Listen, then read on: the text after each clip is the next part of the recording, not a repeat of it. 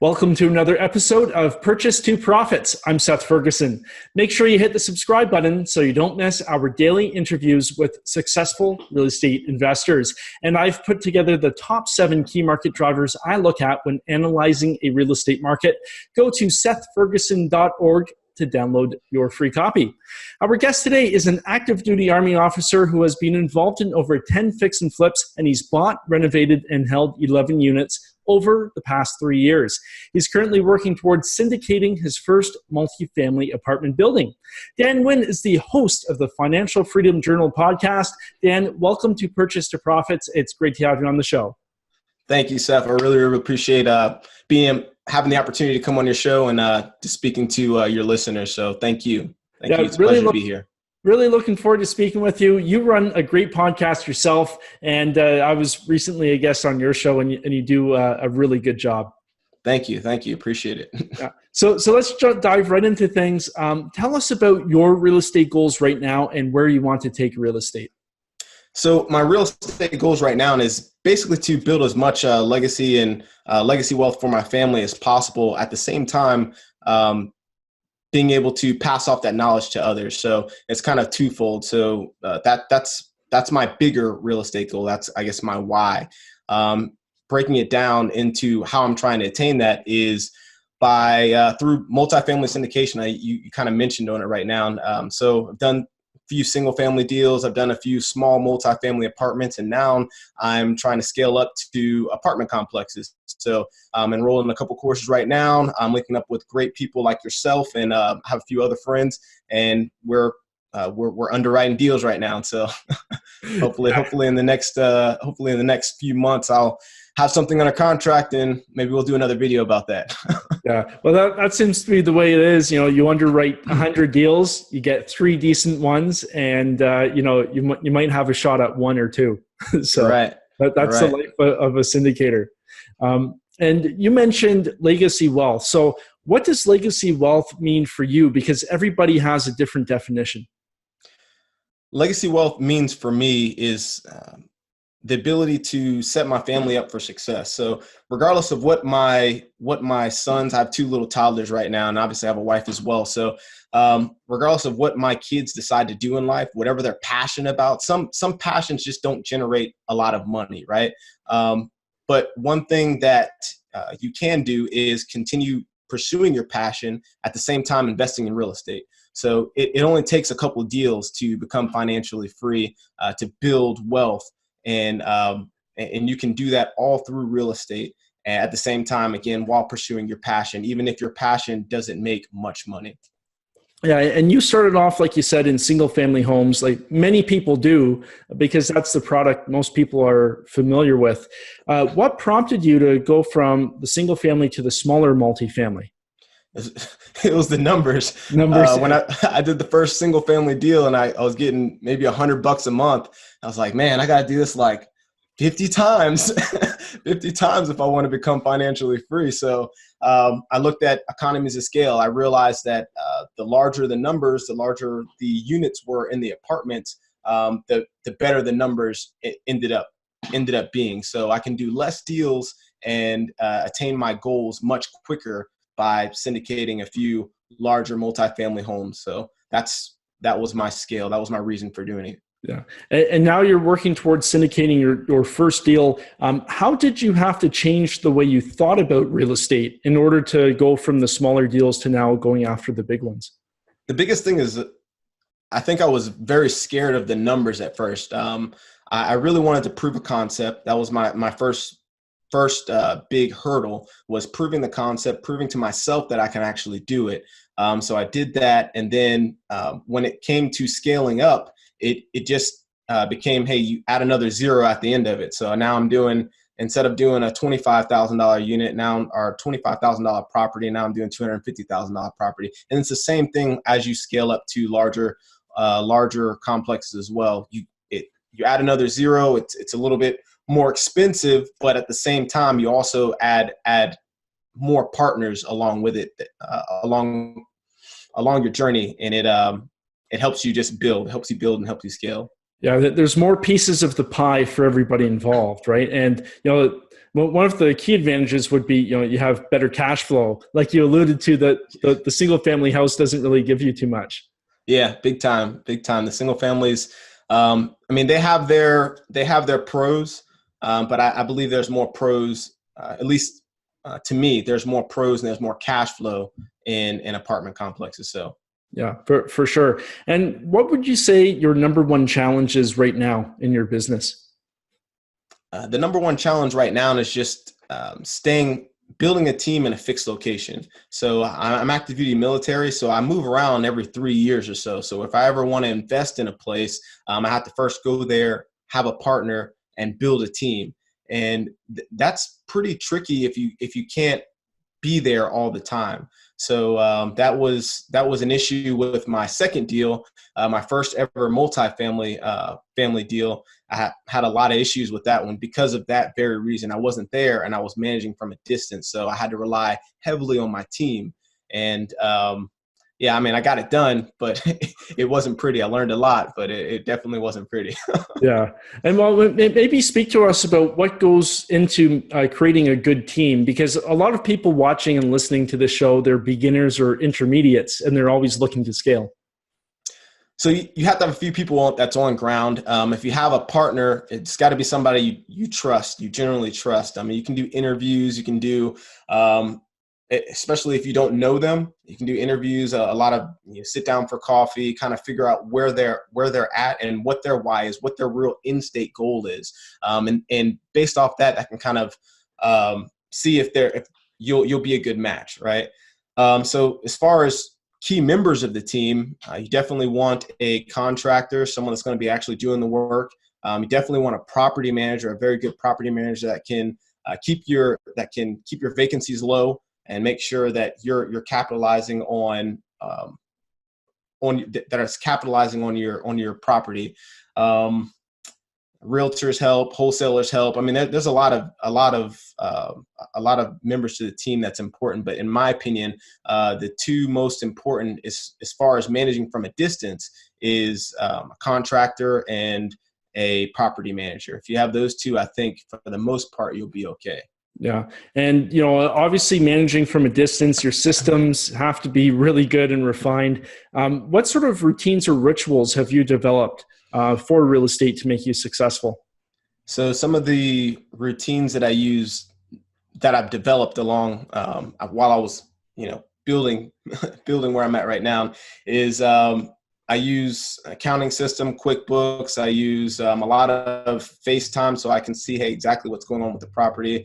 I also leverage my team members' systems as well. So like my property managers, they use systems like Appfolio, Buildium, those property management software systems that work great. As far as with contractors, again, FaceTime, video, make sure we're talking daily if we're actually doing a project. And those are the main systems that I use as far as keeping track of cash flow and keeping track of my assets. Yeah. And, for you personally, like you're an active Army officer, then you've got real estate. How do you make both of those work inside your head and both function? It's interesting. I think a lot of them kind of translate over to each other. Leadership is leadership regardless of what field you're in, regardless of what you're doing. The ability to make a plan, execute the plan, and also involve others into your plan and kind of delegate responsibility. The ability to do that, you can take that from, a chicken farm to real estate to whatever you want to do. There's pretty much the same principles. So I think I got some leadership experience dealing with the Army first, and then I kind of used that into real estate investing, and I think it's worked okay so far. So hopefully I'll continue to do okay. Yeah, for sure. And, going back a little bit, you mentioned your why a couple times. How important is having a why, and how do you figure it out if you don't know? That's a tricky question. Your why is kind of what wakes you up in the morning, that creates that burning desire. And I know everyone's had it at some point in their life, that this feeling is like that you're drawn to something and you're supposed to be doing that, and you have passion for it. You can work on it while you're hungry. You can work on it, and there's nothing that's stopping you from doing it. Some people have that passion for basketball or football. They just love it for the game. They love it for the sport. And I think that as far as finding out what your passion is, that if you get that burning desire, that can help kind of build your why. And as far as defining your why, it's again, what are you working for? What are you working towards? I don't know if that really answered your question. I think that one's kind of tricky, but it's just, what are you willing to work for? What are you willing to wake up in the morning? What are you willing to sacrifice for? That's kind of what your why is. Yeah. And do you have anything that keeps your why top of mind? Like some people do a vision board, other people have it taped to their car, like a mirror. Like what do you do? Yeah, I do. I have a notebook that I carry with me. It's actually in the living room right now, but a notebook that I carry with me. It's laminated. I carry it around, and it has all of my goals on it. It has my why, my mission, what I'm trying to do, what my next 5-year goals are. And then I take that, and I also have note cards in it. I write down my daily schedule in it. It's kind of timed out. My weekly schedule is in there, the things I need to do for the week, the things I need to do for the month. And it's just sectioned out by hour. So at night, before I go to bed at night, I look over my goals, and then I have my to-do list, and then I start sectioning off of what I'm going to do for the next day, to prioritize to basically highest and best use of time, if that makes sense. Yeah. So I like it. Well, let's shift over to a Keystone deal. So a deal that made a big impact on you and your business. Is there one that comes to mind? Yeah, big time. The deal I was talking about, the first 4-unit deal that I ever did, I had a lot of problems. I was managing from a distance, like I said. So at the time, I lived in Savannah, Georgia. I was stationed at Fort Stewart. So if for anyone that doesn't know, it's around Savannah, Georgia. And the property that I bought was in basically Columbus, Georgia. It was around Fort Benning. So I bought that property. It's pretty cheap. And it's about $84,000. It's a 4-unit home. It was it was really, really dilapidated, holes in the ceilings, no AC systems. It was a complete gut job. So I did the budget for it. I had about $54,000 that I was going to put into it. And it was supposed to be about a 4-month project. I interviewed a bunch of contractors, a lot of different contractors, and I built the team, and I thought I was ready to go. My contractor had other plans. So my contractor was, I kind of got burned by a contractor. Instead of it being a 4-month project, it ended up turning into an 11-month project. Wow. I went through several lawsuits. I went through several contractors. I probably went through about 4 contractors, in the completion of that project. So it was a very good learning experience. From my first to my second deal, it was night and day difference. The first deal, I was pretty close. The first deal was in Jacksonville, Florida, which is about an hour south of where I lived at in Savannah. And I had one of my very, very good friends doing the contract work for me, and I had family there. So the management of that project was extremely easy. And then I thought that I could take that and move that over and manage from a distance, and it just didn't work that way. The property cash flow is great right now, and I'm about 33% return on investment. So Nice. Our cash on cash return. So it's a great property. It's making a very good monthly cash flow. But that process, it took a long time. It took a lot out of me, but I learned so much by executing that deal. It was good. Looking back on it, I laugh and I think about all the great experiences I had and the great, amount of learning that I got out of that deal. But if you would have asked me going through it, I was pretty upset. Yeah. And so when you were running the numbers on that deal, did you budget for, it running overtime? So did you budget for, let's say, 6 months of renos instead of 4 to give yourself a cushion? No, I did not. I only budgeted 10% over my renovation cost, and I actually didn't bust budget. The only reason that I rent the only bad thing about it was just the time. So I spent money on the lawsuit. So I guess if you include the lawsuit and you include the loss of rent, then yes, I lost a pretty decent amount of money. But as far as the actual renovation, I stayed on budget. So Yeah. And, I'm just thinking so many people, if they would have had that situation happen to them, they likely would have quit real estate. So what was it that kept you going after that bad experience? I didn't want it to defeat me. I knew that if you can get through the hard times, then it makes everything else easy. So I knew that was probably going to be one of the hardest deals that I did. It was I bought it probably about 75 cents on the dollar. I had equity already built into it. So I knew that I wasn't going to get completely crushed. And I just didn't want to quit. I had a lot riding on it because it was my first multifamily deal. So I was proving something to myself. At the same time, I was kind of, building legitimacy for myself as well. Cause I was telling, other people, hey, I'm doing my first multifamily deal, I'm going to do another. And this is kind of what I want to do. This is my passion. So, again, you talk about your why and your passion, that I was extremely passionate about it. So even if I lost a little money, it wouldn't have been the end of it. So, yeah. And, one of the things you just said really struck a chord. So would you say, like you were talking about legitimacy, would you say that a part of it is you proving to yourself that you belong in that space? Big time. I mean, I don't know.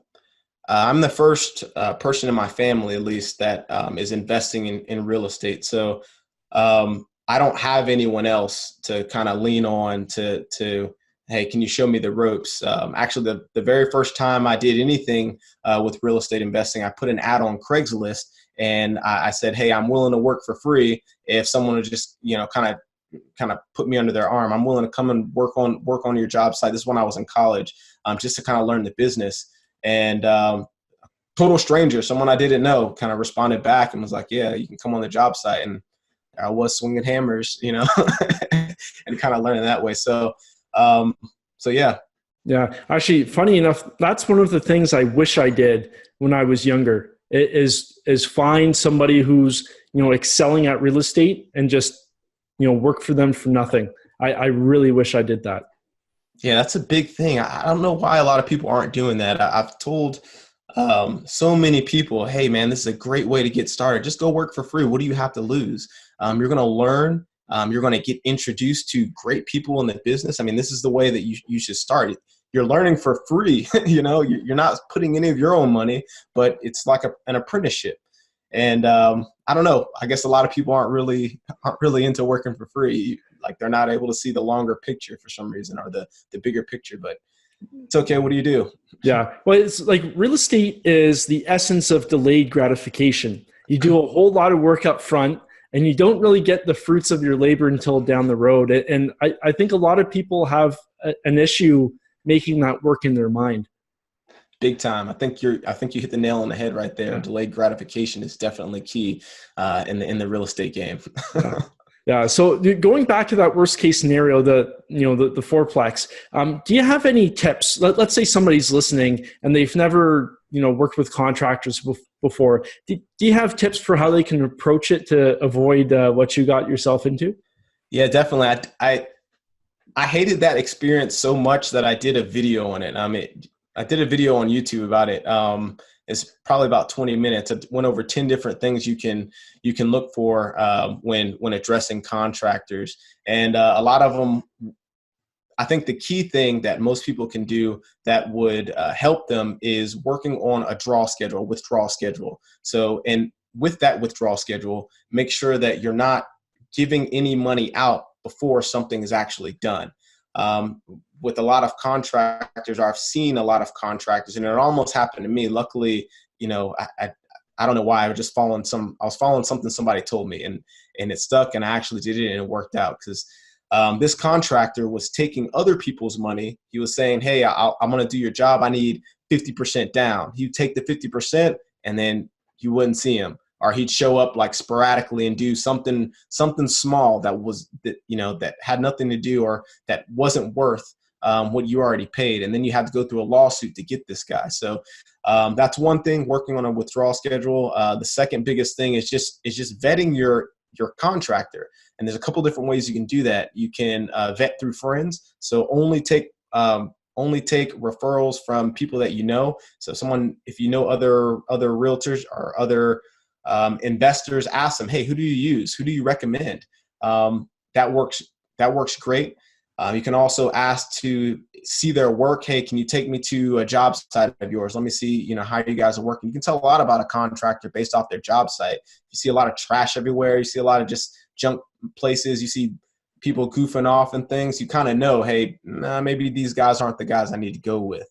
And then also checking for those licenses, making sure they're licensed and bonded, and they're registered with whatever city or wherever you're located at. Those are definitely key things that you're going to want to take a look at to protect yourself. Yeah, no, those are some really good tips. I hope everybody took some notes so they don't have to go through what you did. Yeah. But, like you got through it, you're doing some really big things now. So what impact has real estate had on your life so far? It's huge. I'm not near my financial freedom goal right now. And I'd say I'm about 30% towards my actual financial freedom goal. But just just the confidence that it's brought, knowing that I can make something that will continually pay me for the rest of my life, and also that I can pass down to my children, my family, and I can show this, teach a man to fish type deal. That's brought a lot of confidence in this, set my mind at ease. So, in the military, a lot of people are stressed out. Unfortunately, a lot of people are stressed out, and they're worried about a lot of different things. And I don't really stress about that stuff. And I think a lot of it has to do with the reason that I know how to build these things. I know how to build wealth, and I don't have to rely on a paycheck. I guess that's the bigger thing. I'm not fixed to this thing. I'm doing my job because I want to be here. I'm not doing my job because I have to be here. Yeah. So that's one of the bigger things is real estate. Real estate has done for me, and then obviously everything that it's done for my family as well. So. Yeah. And, let's say looking ahead 10 years from now, where do you see yourself in 10 years? I see myself relaxing on a beach. Like, no, I don't think I'll ever just take a break like that and just not do anything at all. But in 10 years, I see myself syndicating multiple deals, continuing to syndicate deals, have a larger business. I also want to do property management. So kind of marrying those two, but that's kind of where I see myself at right now. And that's about it. Yeah. So to scale up to where you want to be in 10 years, what do you have to change about yourself now to get there? I need to change not change. I just need to continue building my network, continue, taking these classes, transact my first deal. Once I transact, I think anyone that's invested before knows that first deal of whatever size that you're trying to get into, that is what sparks everything. So, I did the first single family deal, and that sparked, the small apartment, and then I did a couple of those. And, once I get the larger commercial unit, or I syndicate my first deal, and I know how to do it, it kind of brings that confidence in your ability to do it again. So, yeah.